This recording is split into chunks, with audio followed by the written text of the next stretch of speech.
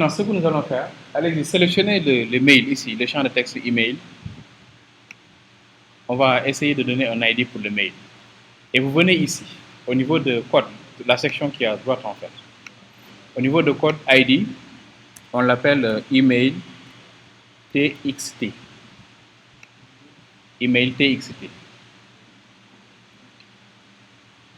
Sélectionnez email là, vous venez ici et vous écrivez email TXT, collez quoi. Le deuxième aussi, on l'appelle password TXT. Ouais. TXT. Email TXT. Ici. Au niveau de code, dans ID. FXID. On écrit là-bas email TXT. TXT.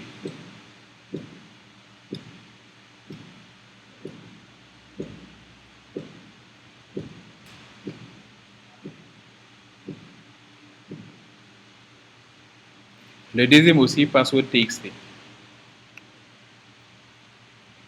Ok. Après ceci maintenant, vous savez que c'est un contrôleur, donc ça c'est l'interface graphique, on crée seulement les names, c'est comme en HTML. Vous devez aller maintenant au niveau de votre contrôleur et vous déclarer en private un text field. Surtout, au moment d'écrire également text field,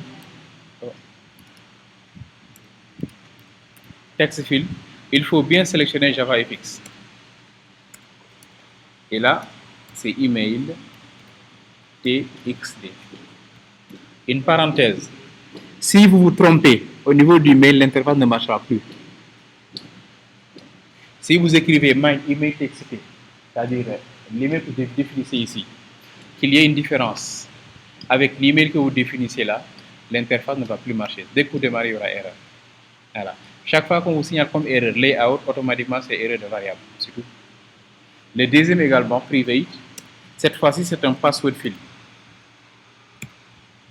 Même principe, password field, c'est password TXT.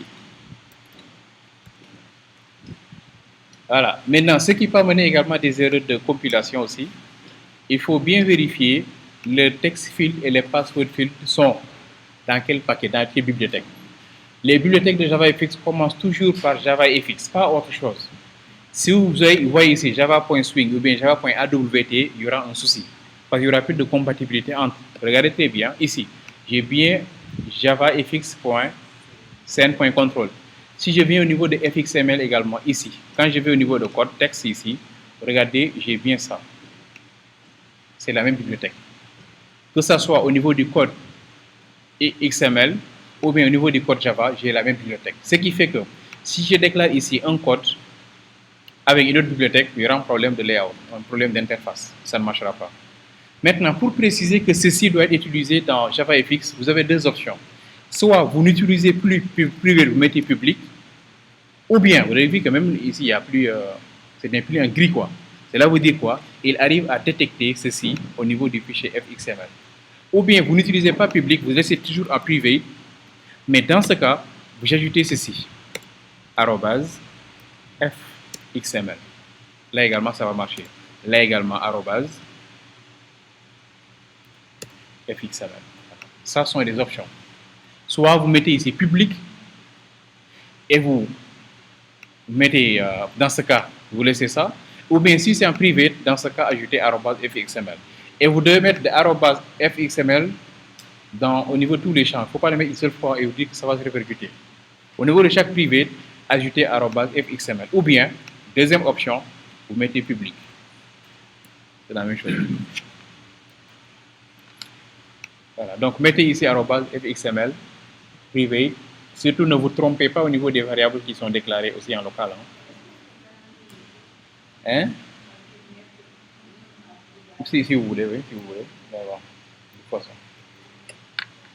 Maintenant, ici, ce qu'on va faire, on va déclarer ici une variable string nommée params, c'est-à-dire les paramètres de connexion, quoi. Dans params, je vais déclarer deux variables même. Email ici. Email reçoit email txt.getText. Pour récupérer le texte qui est saisi par l'utilisateur. Son mail, quoi. Le deuxième, je déclare ici password. Et dans password aussi, ce sera password.txt.getText.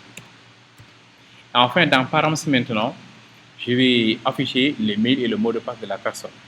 Donc ici, ce sera email que je vais concaténer avec un peu de chaîne 8. Et là, je récupère mon password. Hello user. Au lieu d'afficher maintenant hello user, je vais dire quoi? Je vais afficher les paramètres de connexion.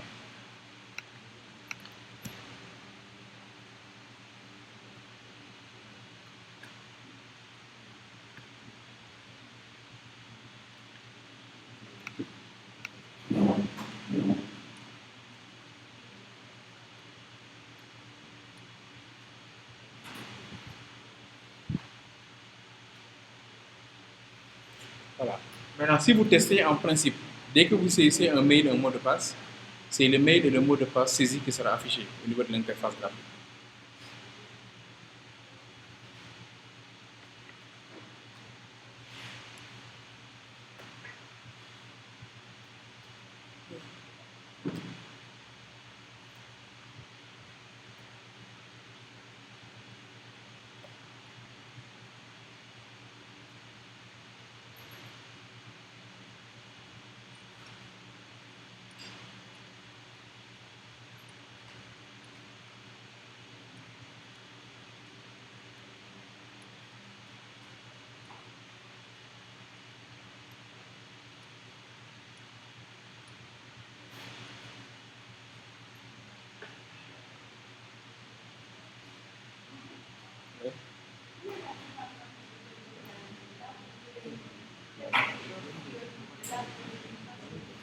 C'est normal.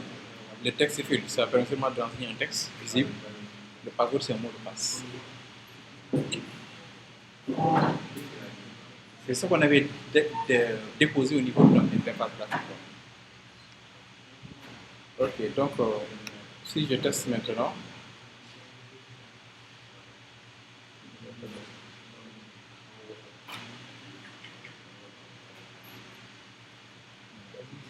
voilà, je vais saisir un mail.